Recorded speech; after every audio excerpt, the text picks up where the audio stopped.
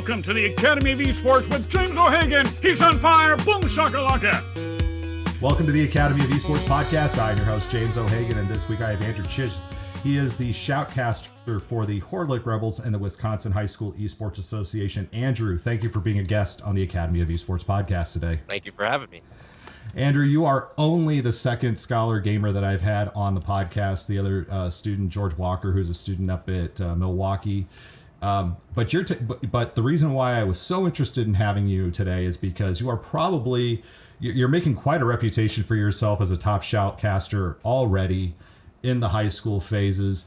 You just called state finals in where were we? Oh, we were in Wausau.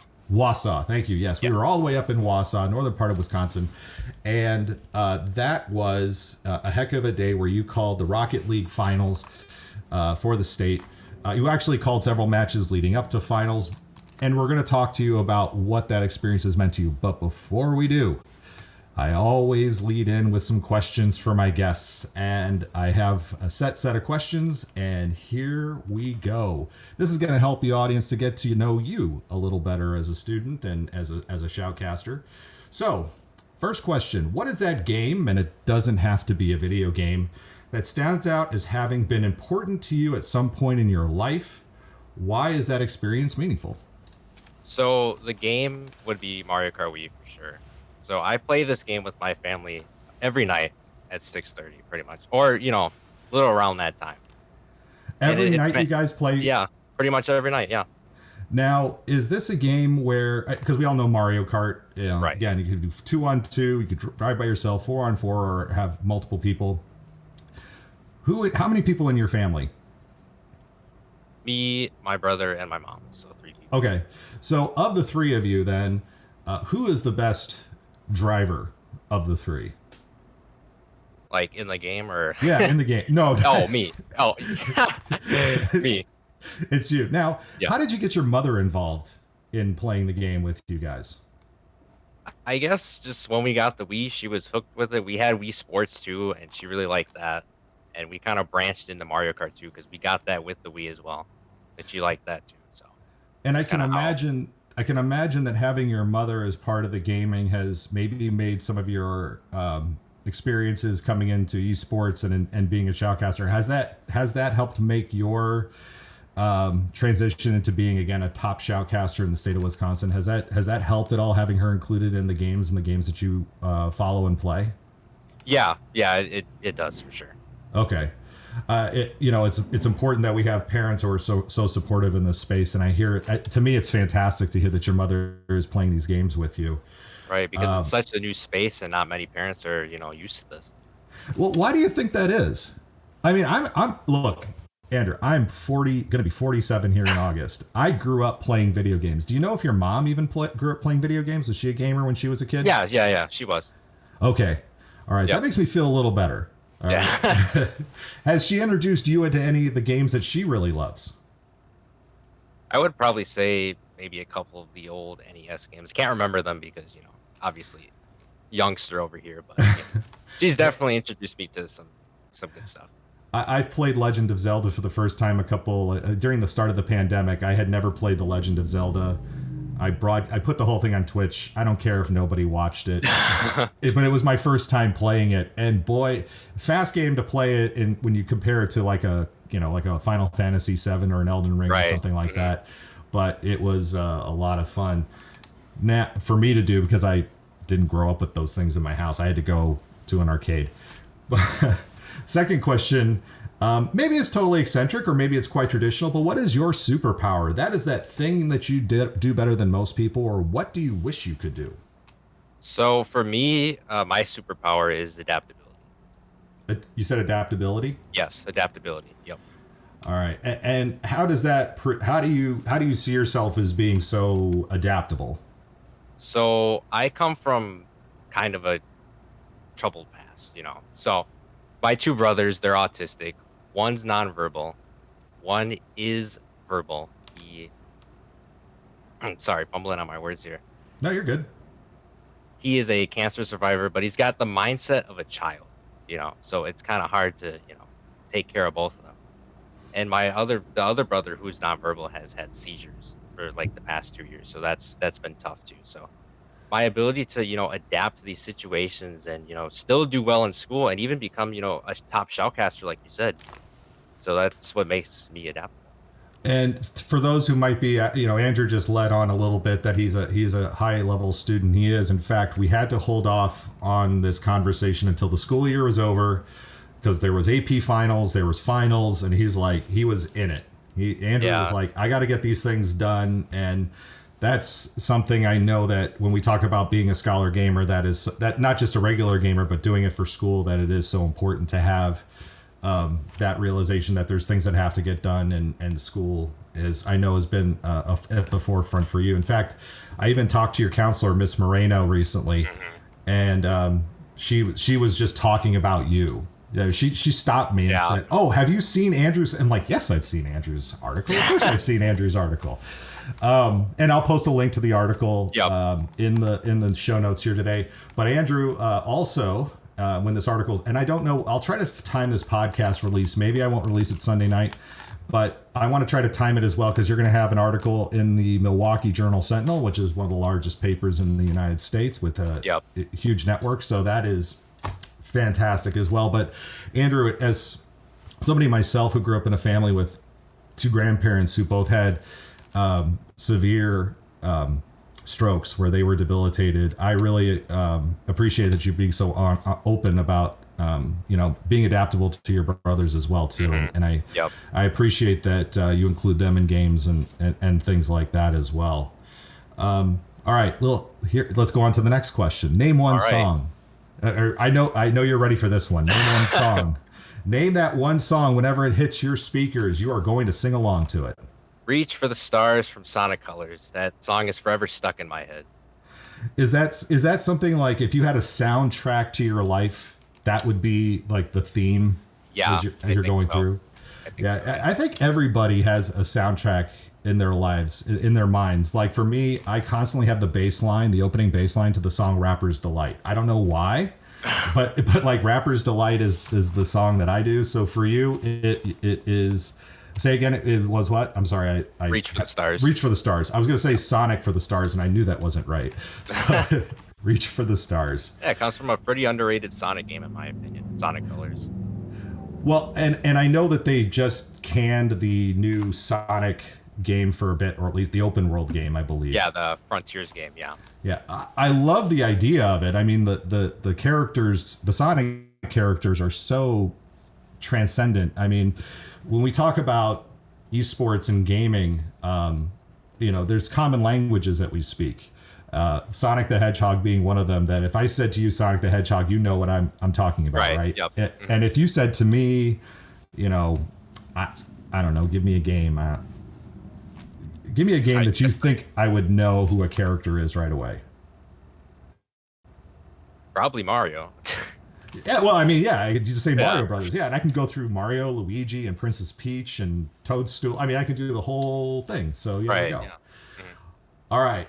And now, this one is getting into the work that you do, because I know that there are so many people so focused on the games when we talk about esports that shoutcasting is, when I say that word to a lot of people, they look at me like they have no idea what I'm talking about. They think I'm like... People are just yelling into microphones because literally they hear shout and they just think screaming. So what is the one thing about your field as a shoutcaster that surprises people when they first hear about it? I would say what you said before about the whole term of shoutcasting in general, because everybody's like, oh, they're shouting, instead of, broadcaster or commentator. But it's the same thing. It's just that around these parts we use shoutcasting instead of broadcasting. It's the same thing. Now, your primary game that you like to shoutcast is Rocket League, correct? Yes. How did you find yourself shoutcasting Rocket League? Well, it was due to an opportunity given by Coach Smith at Horlick for my sophomore year, since I was on the JV team and they wanted me to cast 4 of their games, and I said, sure. So it was the week 7, week 8 games, and then it was 2 playoff games. Now, me seeing you in action in real time is amazing because you're not just somebody who shows up to the game. I know that I've listened to, I'm a huge baseball fan. I've always been somebody who follows along baseball, but I'm more like how it's I can put on a baseball game in the background and it's almost conversational. It's almost like it creates this atmosphere around me where there's action going on, but there's also talking. And I know that these sportscasters do amazing show prep just to get ready for every single baseball game. How do you find yourself? Because I've seen your notes, and oh my gosh, I took a picture of one of your notes pages. Yeah. Here's the notebook, everybody. If you haven't seen it before, there's a and it's just a simple college rule 75-cent. Well, with inflation now, probably $1.50. Notebook. How do you prepare? So when I saw you last Shoutcast, it was the Horlick case Rocket League playoff to go to state. How did you prepare for that match? So what I did was I just got mentally prepared for it. I'm like, oh, I'm gonna cast this game, but you get so high up in your emotions, but you got to cool down, and that's what I sort of did. But how do you? Because I noticed on your notes, did you do any scouting of any of the or I know that you know all the Horlick players because those are your buddies from high school, right? But I know Case as well. You probably know some of the Case players. But how did you prepare? Did you was there anything you had to know beforehand for that match, or did you feel like you could walk in and just have it naturally come to you? I would say maybe like what their skill level or rank was heading into it, because that's like the main thing I look for. Is like their rank, because that tells me a lot about them as a player. Okay. Are there other games that you feel comfortable casting, or are there other things that you want to step into as far as this field goes right now? Yeah, so there's a couple games at least. So unfortunately, I wanted to do Overwatch, but with the community guideline stuff for Wasia, obviously that's not going to happen. So that's kind of a bummer. We are. Well, let's put a pause. We'll come back to that question here in just a little bit because I want to get down on that a little bit. But so outside of Overwatch, what's another game that you look forward to potentially as having in your as your what we call it, a portfolio? What's another game that you want to have in your portfolio available to you to show people like that shoutcasting is something that's real and it's something that you really wish to pursue? Rainbow Six Siege, which we won't have in RUSD. Right. Yeah. But I know that there's people who will just pick up they'll go on Twitch, they'll find something and they will just sit there and practice calling it. How do you prepare to call? How did you, outside of what you've done with Rocket League in the state, do you do something like that where maybe you're watching, or do you have any, not just, doesn't have to be shoutcasters, but broadcasters that you really follow and try to emulate their style? So I would probably say like people who cast for the NFL. So probably like, an Al Michaels, a Gus Johnson, stuff like people like that. And also WWE people too. I was just going to say, I'm so excited that you brought that up. Yep. That's one of the things I think that I don't think football has done it so much, but I really wish sometimes that the shoutcasting world would take more of a page from the WWE or from AEW or whichever professional wrestling. I mean, to me, Jerry Lawler, who has gone from being a heel to kind of a good guy to kind of, back and forth. He's probably one of the better announcers. Jim Ross, of course. Sure. Yep. Jim Ross, even after his stroke, he still is able to produce such amazing quality. Right. Who do you look at in the wrestling world as being somebody who maybe has a style a little bit that you want to emulate as well? Probably that's in my generation. Probably Michael Cole. I mean, he's the voice of WWE at this point. You said Michael Cole? Yes, Michael Cole. Yeah, maybe a Pat McAfee too. Okay. Yeah, Pat McAfee too. Little mix of both, And I really wish that the esports world would take more from WWE, not just with the shoutcasting. I wish some of the people who are the competitors would almost take more of a WWE, with the promos. They're too distracted on the fact that, it's fake wrestling. We get that. It's scripted entertainment. We're here for the entertainment. You know what I'm saying? And that's so important. And I think that's why Andrew, the work that you do is so admirable at such a young age is because you are able to put together an entertaining and informative shoutcast from such an early age without having, the years of training. I mean, it's not like RUSD even has a radio program. Right. I know in the Chicagoland area, and we'll include Milwaukee just in this conversation as the Chicagoland area. At the far south side, there's Homewood Flossmoor High School, which had this amazing broadcast program that has turned out Ben Bradley, who does the news in Chicago. There's Lawrence Holmes, who does radio on 670. There's Jason Benetti, who does the White Sox games. And Jason Benetti calls everything. He calls baseball, basketball, football, all these things. Do you feel that you're getting, and be completely bluntly honest, even though I'm still technically working for RUSD, my last day is coming up here, but what is something that you wish you could get in school that you're not getting right now that maybe might help you follow this passion? I would say maybe like a commentating class in general, because we don't really have that. So almost like giving speeches or debate or something like that? Yeah, I mean, I've had a little bit of that for sure. Okay. I think one of my English classes for my freshman year, we did debates and stuff like that, but that was only for like a little while, Have you ever gotten into drama? Have you ever thought about getting up on a stage and performing? No. That's not my type of gig. No. You like the microphone here, right? Yes. Okay. All right. That's where I got my start. Credit to those who do it. I just don't want to do it. Well, as somebody who did drama all through middle and high school, was in a marching band at Purdue in front of anywhere from 10,000 on a bad season to 50,000 on a good season. I get that kind of performance art isn't always necessarily for everybody. But again, if the microphone is where you're at and where you need it to be, then that's right. Perfect. Now, go ahead. In the realms of that, I've presented a speech in front of like 300 people. So it's not, getting up onto like a stage or a podium to do that. It's just that it's not my interest. Figured I'd put that in there. Figured I'd throw that out there. Now, I know some people are going to watch this podcast are going to, remember that. Well, here's what I hope is that you look back on this in 3 or 4 years as you progress and you grow in this. And I hope that you look at this in a moment. Either you go, oh, wow, I did really well on that. Or, oh, my God. It's like me when I first did my first podcast. My first podcast looked like a hostage video. I've been a teacher for 23 years. I've stood in front of students. I can talk, teach, whatever. For some reason, that camera was right here. And I was like, hello, my name is James O'Hagan. And I'm going to talk to you about esports today. It was seriously that. Oh, man. Have you listened to any of your old, like maybe your first Shoutcast and gone, oh my gosh? Yeah. Yeah. Is it cringe? Yeah, I would. Yeah. Especially since I don't have this mic right here for those, Oh, were you just using like a? I was using this mic right here. This one. Okay. Yeah. Mic makes a difference, doesn't it? Yeah, it does. Yeah. Yeah. I've got this nice little Rode mic that I use.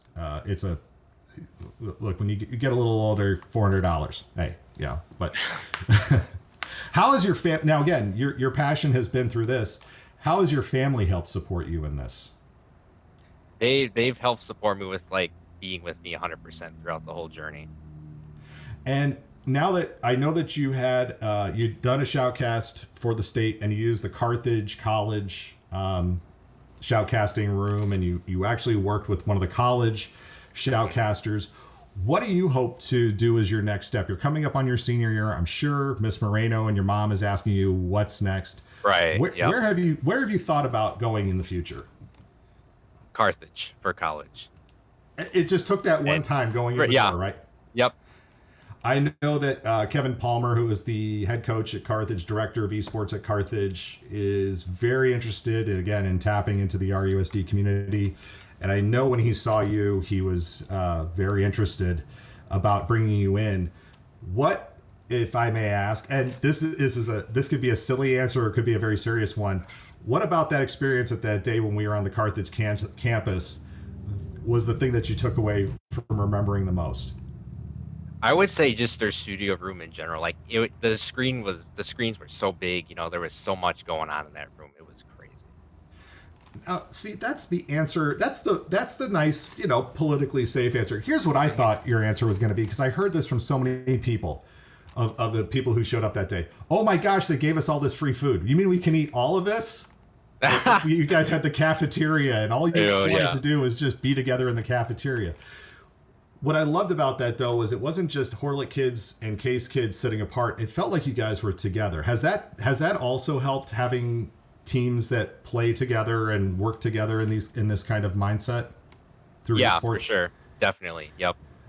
And I know that I'm sure you probably have your own space down at not your parents' basement. Now they just let you do whatever you want. You just walk back to the Shoutcasting studio and they just let you go crazy. Or do you do this mostly from home?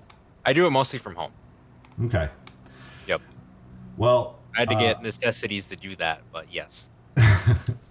Well, Andrew, I know that coming up, you're going to have a lot of opportunities. I know Carthage is right now your number one choice, but I know that there's other programs out there. Boise State has a fantastic collegiate program, though it's an out-of-state tuition. But who knows? Maybe they throw money around. But for other shoutcasters, maybe like yourself, who are thinking about what next steps are, there's in our own area, we have Illinois School for Broadcasting, which teaches people how to be radio and television hosts.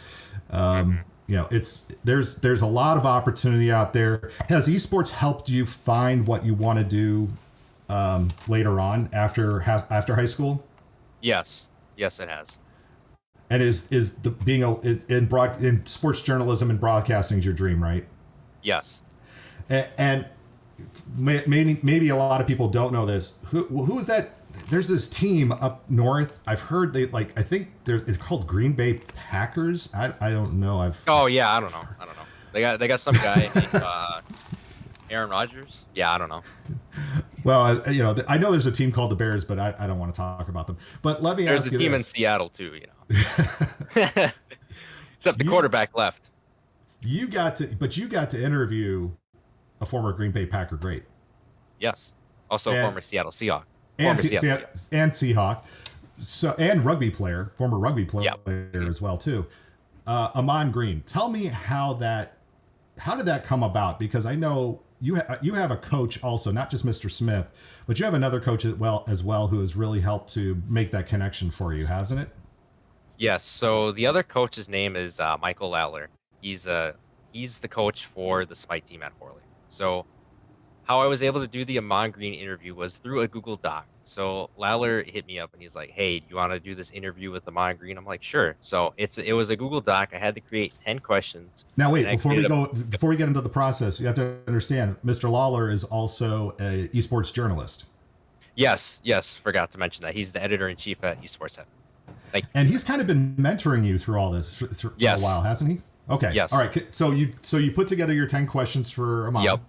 Put a bonus question in there. So I should have probably brought this up with the adaptability thing, but I have a condition called hydrocephalus. It's excess fluid in the brain. And whenever, Really? I get hit in the head really hard, I get, really dizzy, stuff like that. So yeah, it's kind of a hard thing to juggle too. But how did that work into the interview at all? I mean, yes, that was the bonus question. Choosing sports journalism and commentating over, being a football player, because I follow football so much. As somebody whose dad played football, my grandfather played for the New York Giants. I played in high school. I honestly, if I had esports, I would have picked esports and probably would have been a shoutcaster like yourself. Who knows where I would have been? Maybe not a teacher, maybe a shoutcaster. But that's also interesting too that you bring up, because I know, for example, Jason Benetti, he has cerebral palsy. There's nothing that keeps you from being at this point. There's nothing. You have a microphone, you have a headset, you have your mind. You speak very well. Your voice, I can hear that baritone is growing as you get a little older here. This is limitless, isn't it? Yeah. Okay. All right. All right. Any major plans for the summer, or are you just going to be like, hey, this is my last summer before I got to figure out college and go from there? Yeah, I'm probably just going to chill out most of the summer. All right. Well, Andrew Czysz, it's been a pleasure to have you on the Academy of Esports podcast. Before we go, what is your Twitter your Twitter channel? Your Twitter handle is in. If you're watching this on YouTube, it is in the or on Twitch. It's in the box here. But where can they follow you on Twitch? So they can follow me on. So my Twitch is TurboJuggler32. I stream sometimes on there, not really all the time. So yeah, if you guys want to follow me there, go ahead. Well, I also have a YouTube channel too, so it's the same username, TurboJuggler32. And if, of course, they can always go back. And if there's any, I know that I've got a lot of people in the collegiate world who follow this podcast along. You can go to the WIHSEA Twitch channel, and you can rewatch some of the matches that Andrew has called. Andrew Czysz, it's been an absolute pleasure for me to have you here today. Thank you for being a guest on the Academy of Esports podcast. You are welcome. Thank you for having me. That will do it for this week on the Academy of Esports. I've been your host, James O'Hagan. Esports are organized competitive video games allowing schools to redefine their athletic culture, diversify opportunities for student participation, promote good physical and mental health, increase collegiate scholarship pathways, and play games. We can never forget the importance of play. The mission of the Academy of Esports is to support these ideals. The vision of the Academy of Esports is for all students to experience the fun and joy of playing competitive video games. You may follow me on Twitter at Jim O'Hagan. That's at JIMOHAGAN, and through the Academy of Esports account at TAO Esports. It's a great way to get the latest blog posts, podcast episodes, and news coming out of esports and education. And remember, you can continue your engagement by going to www.taoesports.com. You can also connect through Facebook at www.facebook.com/TAOesports. Thanks again for listening, and I look forward to our time again next week.